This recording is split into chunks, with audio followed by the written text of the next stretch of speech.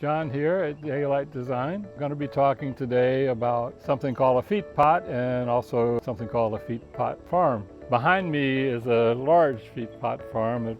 Right in front of me, this could be on a kitchen counter. This could be a Feetpot farm. What's in this tray is a Feetpot farm indoors. This would be a Feetpot farm indoors. So what makes a Feetpot?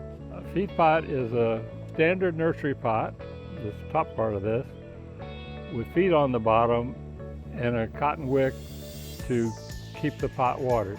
These cotton wicks, we measure out 8-inch wicks, and it's really easy because these trays are 8 inches wide. The same for all these pots, no matter what size the pot is.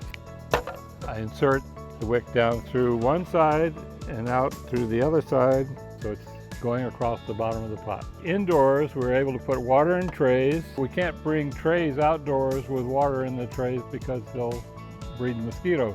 When we come outdoors, we have to find a way to move the water so the mosquitoes can't breed. This is the water reservoir. Our cedar chest holds 3 items. It holds the main reservoir, the overflow reservoir, and a junction box that keeps our cord connections protected from rain and water. In the wintertime, we have in that junction box a thermostat that turns on our heater when it gets down to 35 degrees, and then when the temperature down here in this junction box gets back up to 45 degrees, it'll turn our heater off. We have a deer net because just this summer, for the first time, we have deer hanging out in our yard, and also keeping the squirrels from getting in here too. And the squirrels may be more of a problem than the deer. So anybody has a problem with squirrels or a problem with deer, this framework works pretty well for keeping the deer out.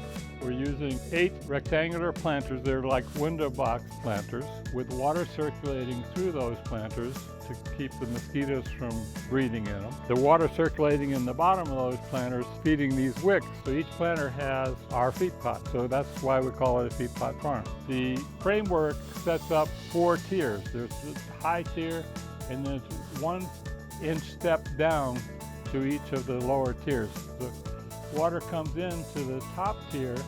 Both of these planters are part of the top tier, and then right here over at this end it drops down 1 inch to the next tier, and then keeps dropping down, and then when it gets to the other side at the lowest tier, the water goes back into the water reservoir. If you have any questions about Feetpots or Feetpot farms, send me an email at john@daylightdesign.net.